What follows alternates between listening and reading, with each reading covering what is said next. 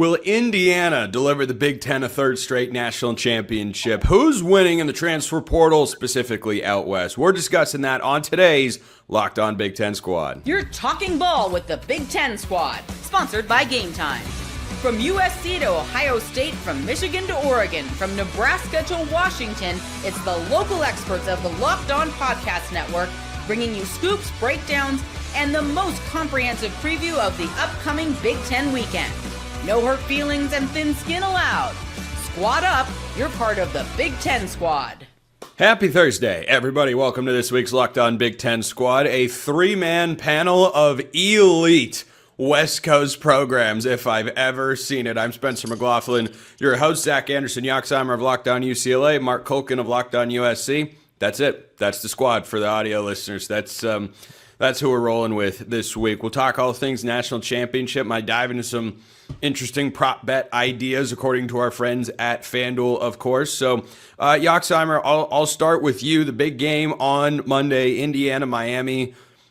I don't know if there was a single person in the country, including in Bloomington, that would have predicted this national championship matchup.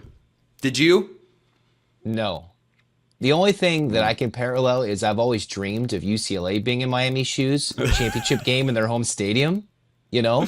Yeah. But it would in LA, it'd probably be priced out like it is now, like how crazy it is. But that's the only thing that I think gives Miami a chance. It's in their home stadium. I just wonder how much red are they going to see instead of orange and green? Yeah. There's actually an interesting comparison for UCLA here, because the Bruins have been down for a little while, and envisioning them at the top of the conference, well, that's difficult to conceive. Mark is repulsed by the idea of UCLA being at the top of the conference. But Zach, wouldn't UCLA going 11-1 next year and then winning the Big Ten in 2027, that has an Indiana level of probability, right? Which is to say, it can't be zero.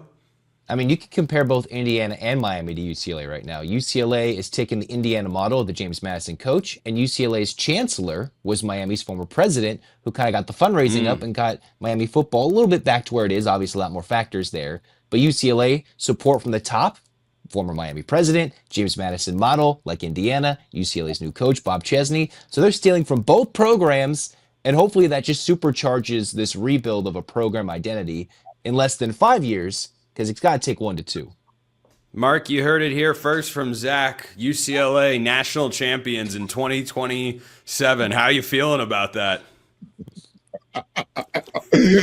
I've never heard that in my lifetime, so that's funny. Look, I think UCLA is trending in the right direction. I don't know, what is the actual question right now? Am I supposed to be giving props to Indiana, or am I supposed to be glossing over UCLA? No, let's start with you dunking on UCLA. Lean into the rivalry for this three-man squad. Let's go. Yes, this is an old school Pac-12 show. So indeed it is. Look, I think UCLA is definitely trending in the right direction. I like and I've talked to Zach about this. I like the coaching hire. I don't think the president hire makes a big difference, but I am starting to see them doing the right thing, as far as players they're bringing in through the transfer portal, assistant coaches that are being part of the staff. Huge fan of Coach So'oto. Make sure you pronounce that last name correctly, because he will correct you if you don't.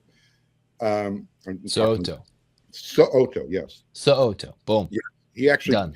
He actually corrected one of USC's associate athletic directors to make sure, and it was done in public, and I thought it was hysterical. But yeah, I think UCLA has a chance to get to 7 wins next year. Look, they're just not meant to win a national championship, even when all the Indiana wasn't. Here they are, and they were. UCLA's been much better than Indiana has been historically. When all of the stars were aligned, and Bobo Toledo was your head coach, and you had that rocking offense and everything, you had to go to Miami, and we all know what happened there. Sometimes things just aren't meant to be. I would love for UCLA to be relevant again in Los Angeles, because when USC and UCLA are relevant, it will elevate the rest of the Big Ten Conference. And right now, as far as Indiana, I've seen plenty of championship football in my lifetime, especially at USC. that Indiana team looks every bit the part. I will not be surprised if they blow Miami out of the water. I won't be either, and I've got some up close and personal experience with playing Indiana. Hasn't gone particularly well. You know, Mark, I think you and I actually have something in common right now. Whether it's national fun expectations. Well, that is kind of where I was going, like a little bit. You think about the brands of Oregon and USC, and you compare it to Indiana. Mark, isn't there a sense in Los Angeles, like I think there kind of is in Eugene, at least to an extent, where you're looking around and going, what the hell? How'd we get passed by the Hoosiers? You know, we've been at this for so long, doing so many things at a high level. Where the hell did Indiana come? Indiana? I mean, for goodness sake. Look, I deal with so many USC fans that love to pick up the goalpost and move it as far around as they can to make themselves feel better about the direction USC's program is going. Well, you know, Indiana, you know, they brought in, you know, half their team from James Madison. They're the oldest team in college football. They're all Brigham Young age players. There's always these excuses. Look, you just have to give credit where credit is due. Curt Cignetti came in, brought a philosophy, brought his 2-star players, these no-name guys that nobody else wanted, kept them together. They play disciplined football, and they do it really, really well. You cannot say, you know what, that's a problem with that program. Well, guess what? That program has taken the blue-collar approach, and now they're starting to get some of their billionaire guys involved, and they're going to be able to build upon that. So, yes, UCLA, yes, USC, yes, Phil Knight University, we need to get our ish together because we're getting passed up by the Indianas and the Texans. Some of us were in the playoff semifinal at the very least. Well, guess what? You're still second place. I think technically it'd be a battle for third if they played Ole Miss. Get it right, Mark. Get it right. This is what I'm talking about, moving the goalposts. First person to lose, you're still the first person to lose.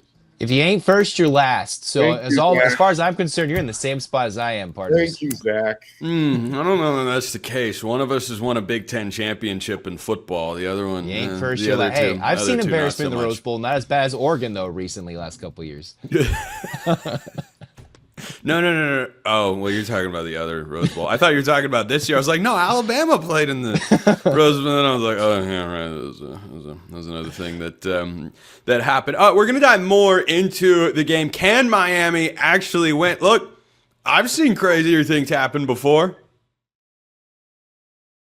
First, this episode brought to you by our friends over at FanDuel. The college football playoff is here. FanDuel is giving all customers even more ways to get in on the action every single game day of the playoffs. And of course, there's only just the one left. We're about to talk about the big game even more. And right now, every college football playoff game day, including the national championship, FanDuel users get a profit boost waiting for them in the app. Here's what you love about it. You get to use the profit boost on the bets you already feel good about. You can ride with the favorite, Indiana. You can go with the underdog, Miami, and then you apply the profit boost and you go after even bigger winnings. And when you win, FanDuel, I just hit the table for no particular reason. I just can't not talk without my hands. Anyway, so FanDuel, though, pays out instantly, which is perfect for playoff football. Plus, they've got the NBA, they've got the NFL, they've got every college football. Futures bets are going to be on there. I can't wait. One of my favorite off-season content ideas is win totals. Win totals will roll around in the spring. Boy, FanDuel's going to have us cooking. FanDuel's the best place to get into the action all playoff long. Visit FanDuel.com to get your college football playoff profit boosts every single game day. And there's only one chance left, so make it happen. Check them out at FanDuel.com. All right, rolling along here with our three-man squad. Indiana and Miami. Zach, you have seen Indiana deliver a beat down to your team a time or two in the last couple of years. How do you think Miami does the opposite of that? By destroying Miami? I think okay, I'm gonna backtrack, walk it back, roll it, reel it back in. How does Miami not only not get blown out but win the game? Because I don't think you're blowing out Indiana. Miami is in their home stadium. Whether they have most of the fans, other big name non-Indiana Miami fans in there, who knows? But Miami was supposed to be in this game in the preseason, right? They were expected to be good. They've been expected to be good the last couple of years between Cam Ward, Carson Beck, and they're a little bit better this year. The thing is, they just snuck in, rightfully so, I thought, to be in the playoff. And the big thing is they got to control possession, and I think they just have to outscore Indiana. I know that the Hoosiers are a little ground and pound. They can be physical. They can just dominate, put up 50 points, 38 points. Mendoza is the Heisman that doesn't have to be a superstar. That's how good Indiana is. So for Miami, they need Beck to play above his head in this game. He has to earn NFL scouts to salivate over him prior to the draft. Other than that, it just seems like you're punching up if you're Miami. Mendoza, my favorite stat of the playoffs, more touchdowns than incompletions. Mark, what do you like? What the hell even is that? It's a crazy stat. I mean, look, Zach, you touched on the biggest point here. Indiana does not make mistakes. They don't beat themselves. When they fumble it forward, and then an offensive lineman recovers it downfield. That's going to be the difference in the game. It really is. Miami, Carson Beck is a mistake waiting to happen. And it's just going to be a matter of time before Indiana pounces. Look, yes, the Hurricanes are playing at home. They're going to have the home field advantage. They're going to have a large crowd. When you're a good football team, and Miami's a good football team, but they need to play like Boise State did against, Oklahoma in the Fiesta Bowl that year. You need to pull out stuff. Otherwise, you don't have the discipline. You don't have the camaraderie, I think, that Indiana has. And I think that locker room is a huge, huge bonus compared to everybody else in the country. Zach, do you remember on that Fiesta Bowl who the play-by-play announcer was? Ooh, I'm trying to think. It was the one Tom Brenneman. Tom Brenneman, okay. Who, on the 4th and 18, delivered one of my favorite calls of all time. And I'm sure in that moment, he thought it would be his most iconic broadcasting moment of all time. It wasn't, but There's like 3 other plays after that were epic. There were. Yeah, there's the hook. There's the pick six. Yeah, not at all. Mark got it. Mark picked up on it. And I'm sure some folks out there did as well. But there was the late interception by Boise, the 4th and 18 hook and ladder. There was the wildcat throw to the backup tight end in the corner of the end zone from a running back. And then there was the Statue of Liberty. Is that what it's going to take, in addition to Carson Beck playing well, for Miami to get this done? I mean, I don't know if it's going to take 3 epic plays of all time. I mean, UCLA picked off Fernando Mendoza. I mean, let's be real, when they were the hottest team in the country. Oregon had a true freshman get a pick 6 against them. That's where we're at with Indiana. That was in Eugene. UCLA went to Bloomington to do it. That's before. Way different. Way different. But I mean, yes, Miami, they just have to avoid 4 Carson Beck interceptions. Didn't you have a game like that against Louisville earlier this year? They got to play up to their speed, up to their snuff, and just, as Mark said, they have to pull a couple of things out. I don't know if they need 5 hook and ladders, a Statue of Liberty, a reverse pass on 4th down. They don't need all those. They need one of those to work, and 1 Mendoza mistake. I think they need a Mendoza mistake, and then, which can happen, just very unlikely. That is very, very unlikely. Put the ball in Tony's hands, I guess, is what Miami has to try and do. As often as possible. Yeah, if you put him in open space, now you have a weapon that Indiana's going to go, oh, what do we do with that? Yeah, Bryant Haynes has got his work cut out for him. I trust that guy implicitly right now. Yeah. By the way, none of the 3 of us ever, the wisest in the Big Ten squad, realized that I forgot to change the background earlier in this show, and I just changed it. You talking about the Oregon, or you talking about the show rundown? No, I'm talking about the show back. I'm talking about the show back. Look, I still had this background in there. I made one earlier and loaded it in and just forgot to click it over. So, the first part was still accurate, but Ohio State goes down. A little bit of dated information there. But Zach, you had an interesting idea. We went over to our friends at FanDuel and realized that there are some intriguing propositional bets. I don't know if that's the full name of prop bets there, but propositional bets for the national championship game. I tell you the one that first of all, Mendoza over 125 passing yards is minus 1450, which is epic. That is an epic. I don't even know who's taking that. Fernando Mendoza has not thrown for more than 225 yards in the last 3 games. He hasn't even thrown for more than 225 yards in 7 of the last 8 games. And that's their Heisman winner. I know. So as me as a Raider fan, I'm taking close note of this. I got 5 Very on close note. I'm putting Of 5 my franchise quarterback. But Mark's putting 5 down to net. What is that? 70 cents? Like maybe. I tell you the one that's the most interesting. First touchdown scorer of the game, Elijah Surratt.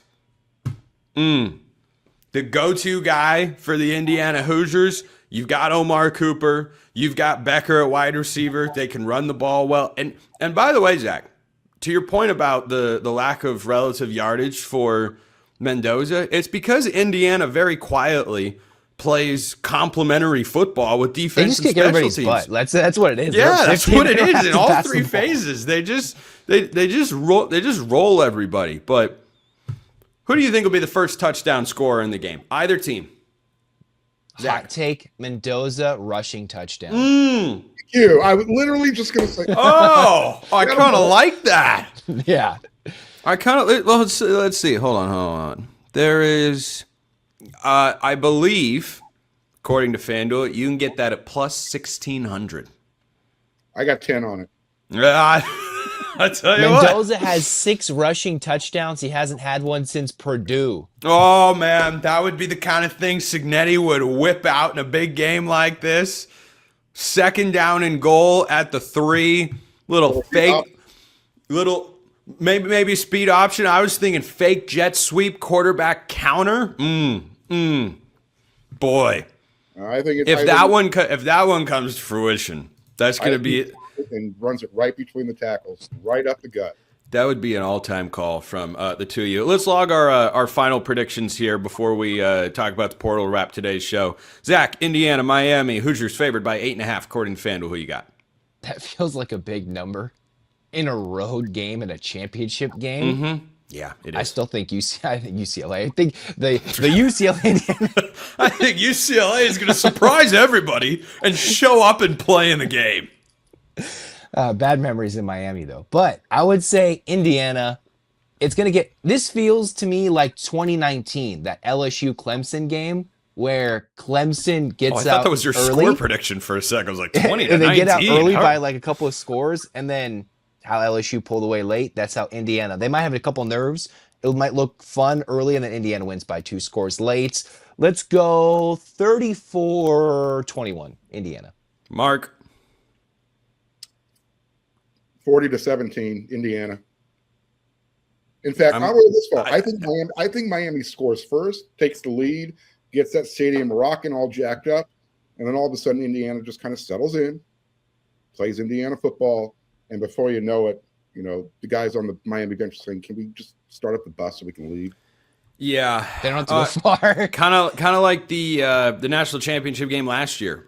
Notre Dame scored first. They had that great drive. They just 3-4 yards in a cloud of dust. They're in the end zone, and then you looked up and it was like 31-7. You went, "Oh, well, that's better team." Yeah, I'm going Indiana here. The over under is set at 47.5. I like that Indiana defense a lot. I'm gonna roll kind of with what Mark is looking at. I'm going 34-13. I think that could be a yeah. I think that could I think it'd be Indiana big time. When we get back, we're gonna do a little portal buzzing. What is the latest? Dante Moore's back, and Oregon's obviously winning it all next year.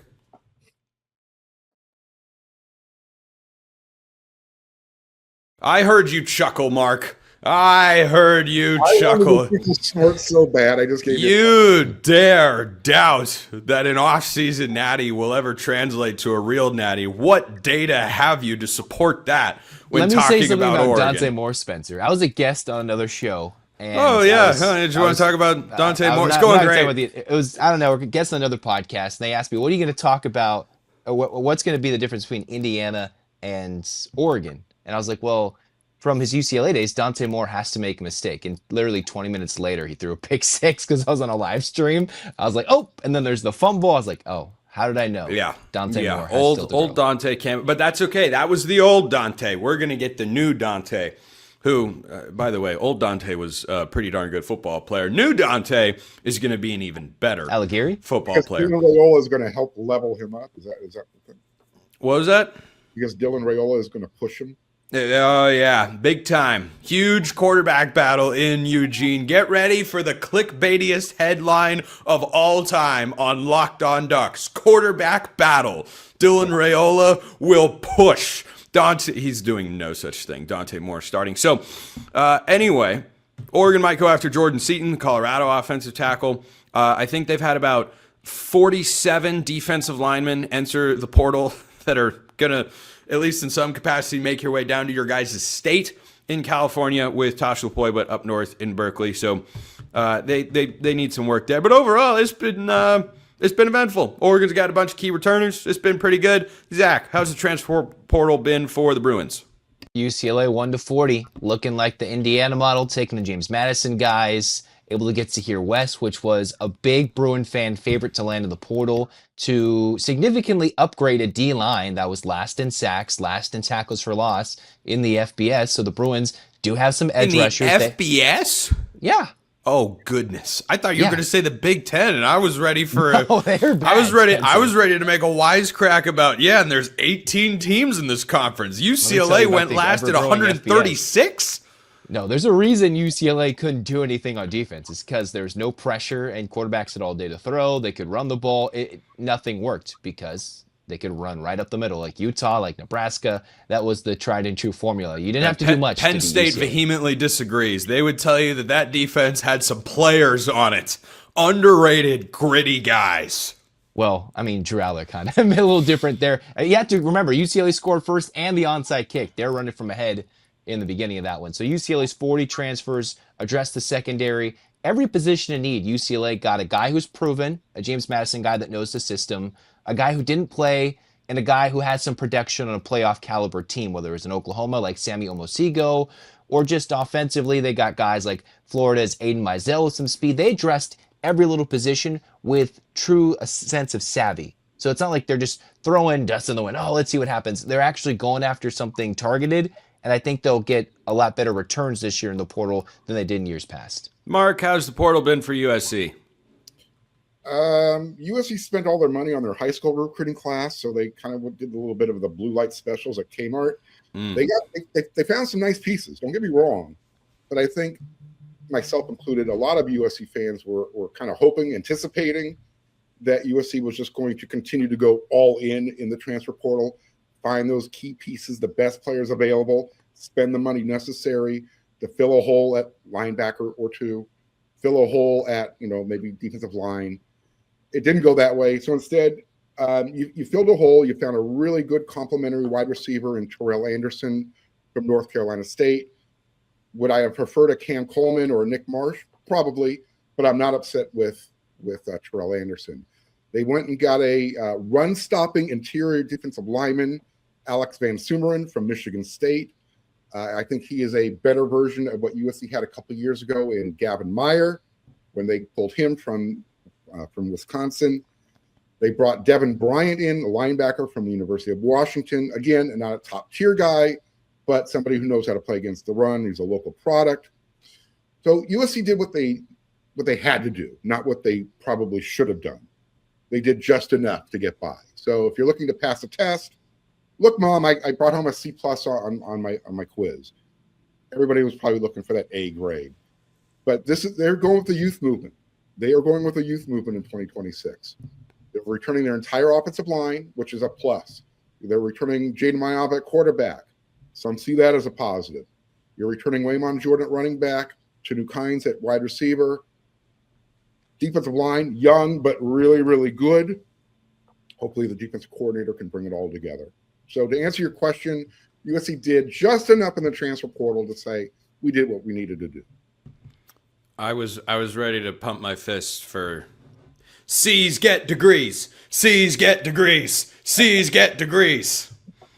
Maybe not at UCLA because, you know, they have really, really high standards down there. By the way, Zach, I don't know if you know this. UCLA was the only school that I applied to for college that outright denied me.